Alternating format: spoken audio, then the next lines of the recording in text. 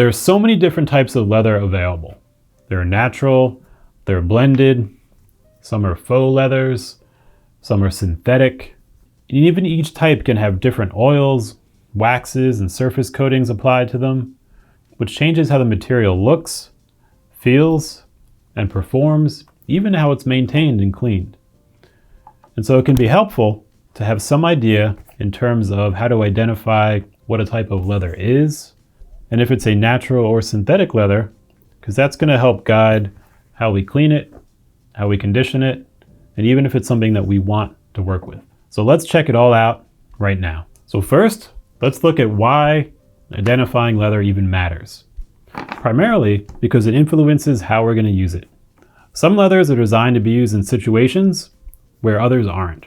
For example, a natural vegetable tan leather might work great for a wallet, though it's not going to be so great for upholstery on a boat, where it may get wet almost daily. Synthetic leather, although mostly plastic-based materials, you might come across it and you might have a need to know what it is. Also, a thin, soft leather might work really well for lining a jacket, but may not be so great for making a saddle. So knowing some of these things can help you identify it, sometimes by the item it was used to make, and other times by details that we'll find out by analyzing it more closely. A second helpful reason to identify our leather is that it guides how we maintain it.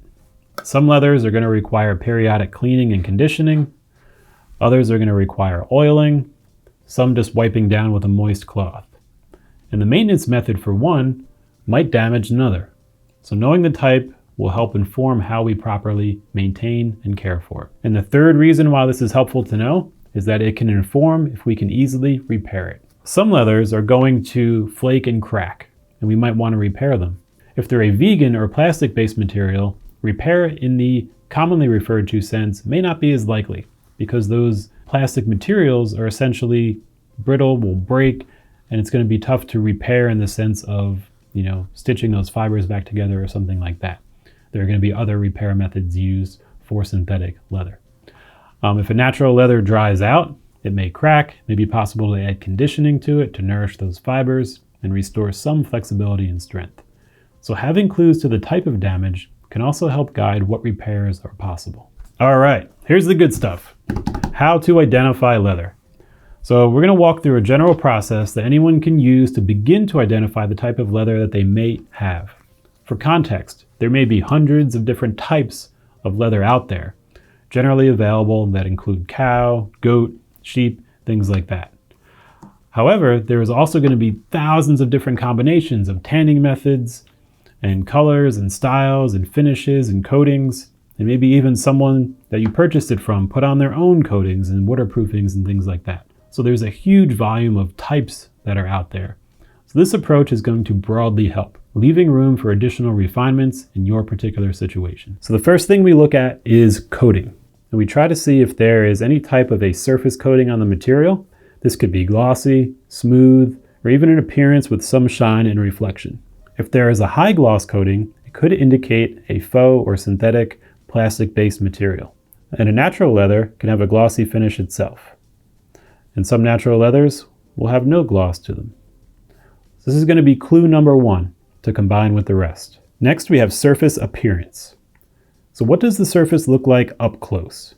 You might need a magnifying glass for this. Natural leather usually is going to have a grain visible. And if we look here at the zoomed in view, we can see that there is a grain pattern as well as some holes from where hair had grown prior to the tanning process. So the appearance of these holes could indicate a natural leather, since most faux leathers do not replicate these holes. For example, let's look at this PVC leather close up, and we could see it's got a very smooth surface pattern. It's very consistent and can be indicative of a man-made material, since it doesn't have those variations and textures of the natural grain. It's also good to keep in mind that a lot of faux leathers are made to simulate a natural grain, so the appearance of grain alone may or may not indicate if it's natural or synthetic. Furthering that, some natural leathers like this suede have had the top layer removed, so that grain pattern won't even be there at all. In these cases, look for things that might indicate natural variations in the hide, the fiber, or the surface structure, because vegan leathers and synthetics are usually produced by machines and have a very consistent look and feel to them. So combine this as yet another clue into the greater context of your assessment. Next up, we have softness and flexibility. Some leathers are very thick and stiff. For example, here's a vegetable tan natural leather, and it's very stiff, very thick. You can even hear it, very dense. And vegetable tan leathers especially yield a dense, stiff material. There's also chrome tan leathers, which are going to be softer and more flexible. So that could help be one indicator in terms of the tanning process, which could help you refine it a little bit further. Some synthetic leathers also have a bit of a bounce or a flex to them. So that could be a clue as well as to if it is a plastic-based material or a natural grain. And the next one's going to be a really helpful one. It's going to be looking at a cross section. Natural leathers have a grain pattern of fibers throughout the material. And here's the side of our vegetable tan piece. And if you're able to look closely at these, in our zoomed in view, you could really see that fiber structure in there, how it opens up, how it's very organic. When we compare that to the cross section of our PVC leather, we notice that the PVC cross section is consistent throughout. And that's because it's a man-made material, and so it's going to have very consistent properties in it. And it's not going to reflect the organicness of a natural fiber. So that can be one really good clue if you have the opportunity to look at a cross section as to what really may be inside. And here's one that's another variation. So here we have a piece of cactus leather. And on the top, it looks relatively leather-like. It has some grain pattern to it. But if we look at the cross section up close, we're going to see something really different. On the top, we see a pretty dense pattern that does not reflect the grains found in natural leather. It looks like a composition that has been mixed and dried, and there are some air gaps in there or other planned spaces in that material. And then on the bottom is the fabric backing on which that material is spread out and dries. So you can see very clearly here, it's got a very different structure than natural leathers. Next up is water resistance. So natural leathers with an open grain pattern are usually going to absorb water relatively quickly and efficiently. And you can see once we drop it on there, it gets dark and is absorbing that very well. When we look at example of our PVC leather, and we put some water on there, you can see it runs right off. So that is another clue to add into the mix. Now certainly a lot of natural leathers have waterproofers applied, so it's not going to be a be-all end-all, though it's another clue to look at in context. The next one is reaction to flame. So generally, natural leather resists initial burning. And that's why firefighter equipment, like gloves and other materials, are made from a natural leather, since it will help resist initial burning. Over time, it can and will burn, though it's that initial resistance to it. Plastic materials are generally going to melt. And so that's something to keep in mind as well when you're investigating as to how does it respond to burning. Now clearly, for anyone that may do this test, do your research and do it very safely and in a well-ventilated area. There's a lot of factors that go into it beyond what I'm just sharing here, so research that on your own. That said, it is a path that can be explored to help identify if something is a natural leather or not, or what type it may be. And also, keep in mind, we can't go into a store and just test jackets and say, hey, I'm just burning them real quick for a test. So this may not be for everyone. Though in the proper conditions, this can be another helpful indicator. And then the number 7 and best tool to use is, like most things, experience. It's going to be an incredible guide. And as you feel different materials and get used to experiencing what they are, what they look like, it's going to help refine your ability to determine what a type of leather may be. And bear in mind, some even are meant to smell like natural leathers. There's a lot of clues that may throw you off, but with enough diligence, you should be okay. And overall, identifying unknown leather is a bit of an art and a bit of a science. And with the right laboratory, it can be all science, though most of us don't have that in our homes, so we can just blend the two. Let's check out an example of identifying a piece of leather using these 7 steps right now.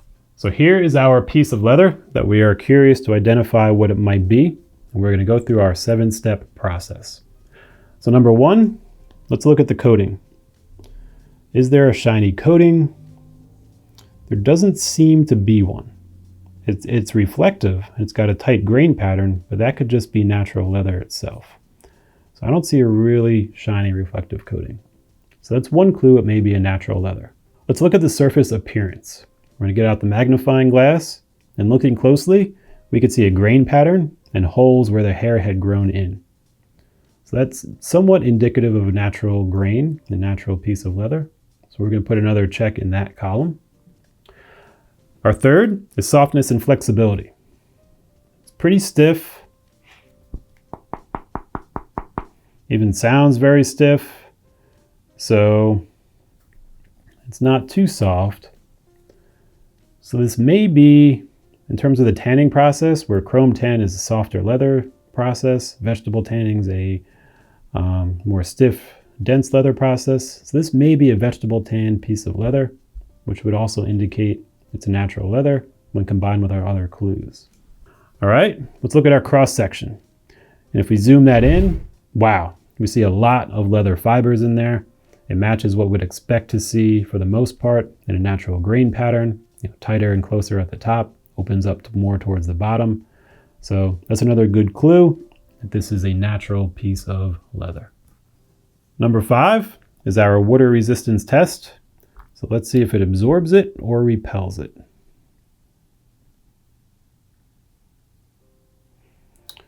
All right, right there, it's absorbing it right up.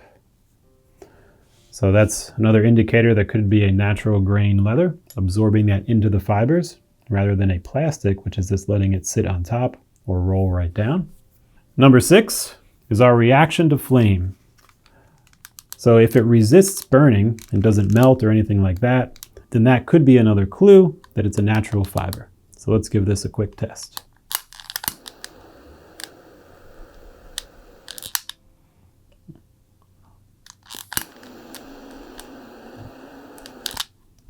All right, so it did resist the burning, it didn't melt. So it's another indicator that it can be a natural grain leather. And then we're going to take all of that in combination with our own personal experience, which is going to be, probably one of the best indicators over time. And so that plus the clues would support that this is likely a piece of natural leather made using the vegetable tanning process. And in this case, from our analysis, would be right. Well done. So that's just one example. There are many variations. So the key is to have some guidelines to help you narrow it down and get closer to identifying what a particular type of leather might be. And now you've got a 7-step process that can help guide your own investigation and narrowing it down to identifying what type of leather you might have. Good luck with your detective skills. If you have any questions, let us know. If you have experience or tips to share, please do. And there you have it. Until next time.